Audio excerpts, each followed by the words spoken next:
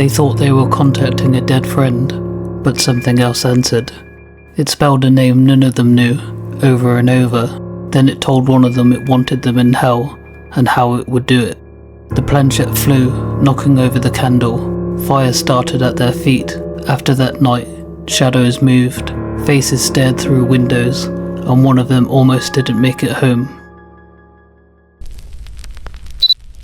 A couple of years ago, I checked myself into a rehab facility in Southern California for alcohol and Xanax addiction.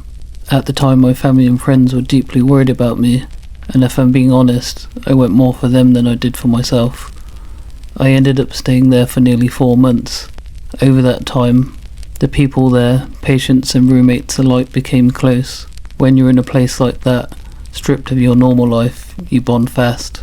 But then something happened that changed everything. One of my roommates relapsed. He went back to using, this time with a needle. It would be the last time he ever did. He overdosed in our apartment. We found him collapsed in his closet, a needle still in his arm, completely motionless. We called 911 immediately. It was already too late. A few weeks passed, and somehow we were still living in that same apartment, the same place where he died. We were newly sober, restless, and honestly had no idea what to do with ourselves.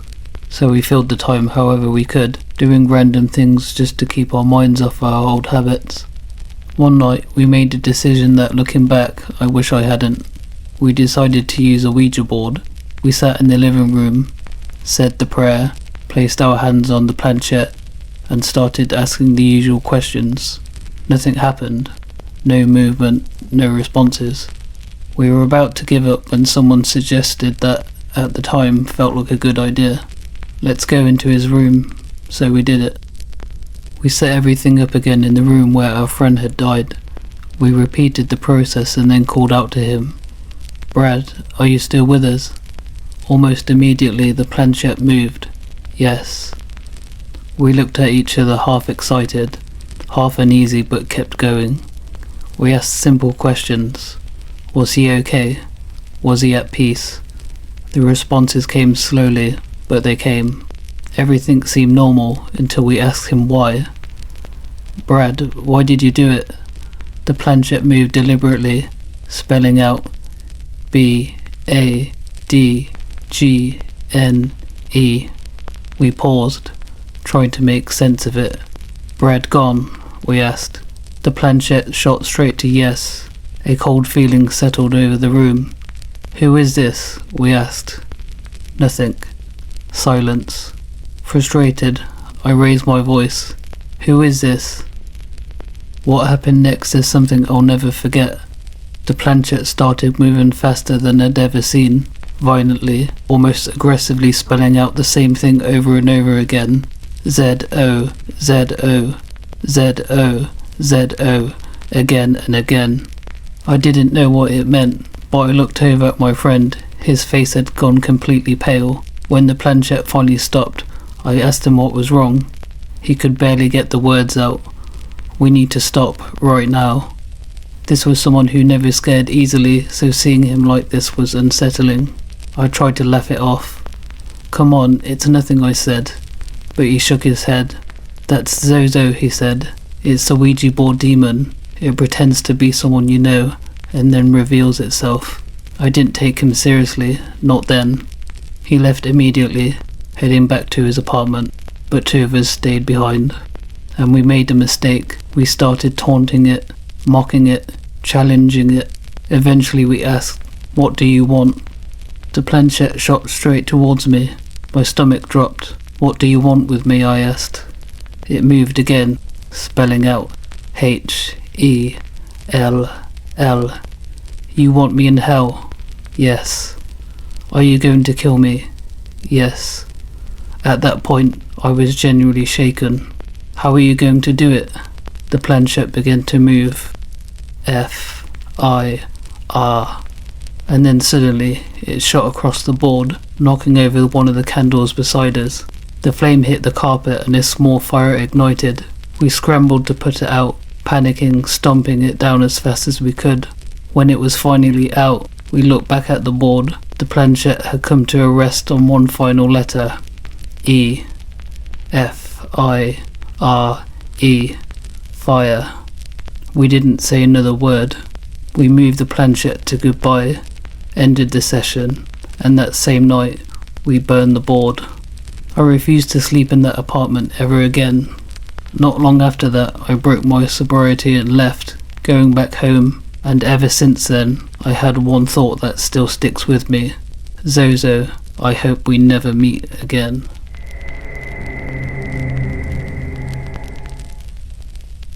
This story happened in October of 2004, back when I was still a third-year high school student. My friends and I stuck around the school late at night after our annual Halloween party. We had agreed to try out my friend's Ouija board. It wasn't the brightest idea, but we needed a thrill.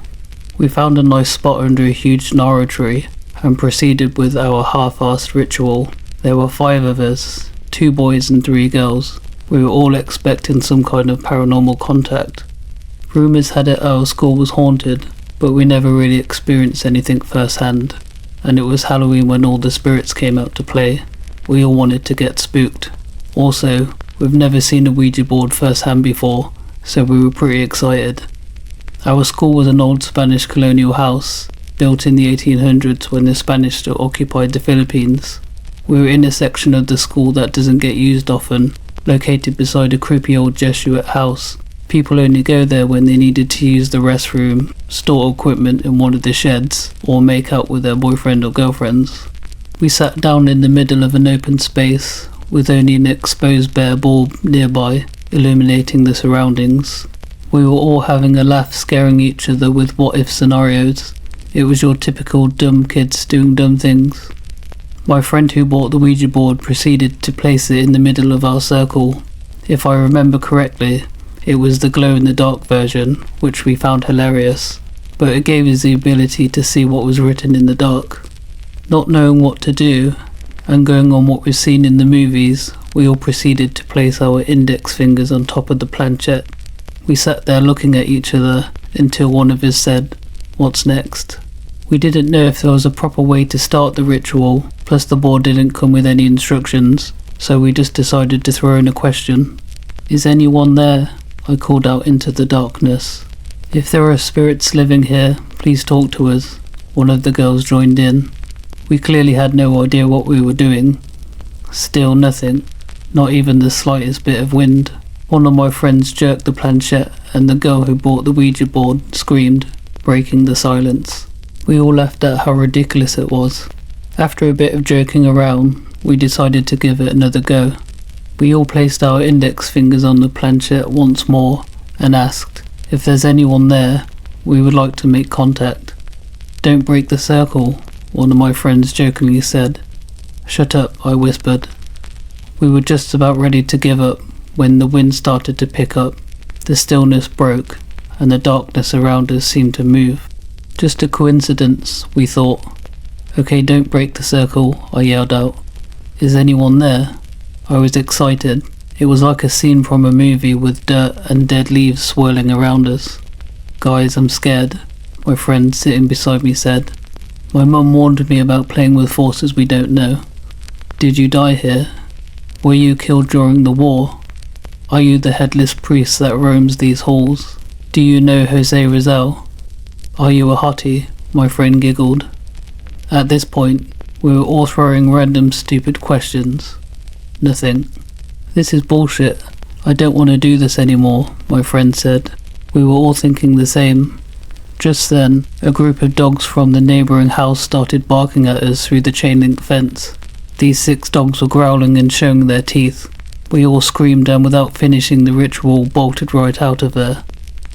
We didn't see each other until after Halloween break, and this is where the story gets creepy. One of the girls told us about a weird experience she had the night after playing with the Ouija board. She had gotten home late after hanging out with her friends from the neighbourhood when she realised she had forgot her keys to her house. So she called her brother up, who was then still sharing a room with her, and what he said crept the hell out of her. He swore she was already home. He claimed to have seen her walk in a while ago, and that she looked really tired, and saw her head straight to bed. Creepy, but no need to freak ourselves out, was all we thought. Besides, her brother must have just been tired and seen things, but then my other friend started telling us about an encounter she had that Halloween night. She was going up to her room when the lights started flickering as she was ascending the staircase. Your typical horror movie visuals, shrug it off to faulty wiring. But just then, she saw the door to her room open and a dark figure stepped out and stood atop of the staircase. She couldn't make out the entity's face, but she recounted that she couldn't move and felt utter dread as the figure stared down at her. "No way," my best friend who just joined in the conversation said in disbelief. Something happened to me as well. He recalled that he was sleeping one night when he woke up feeling uncomfortable and a feeling of heaviness surrounded him. He looked around the room and that's when he saw a bloody, charred face with piercing red eyes grinning at him through the window.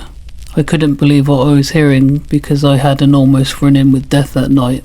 After the ritual, I was sleeping in our sedan on the way home after fooling around with the Ouija board when I felt our car jerk.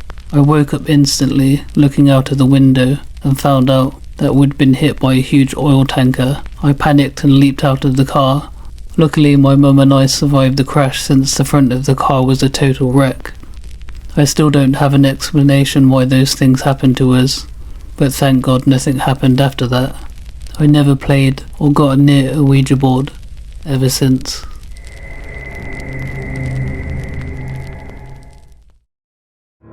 That's it for now. If you made it through, hit like and subscribe for more nightmares. Whisper in the comments what haunted you the most.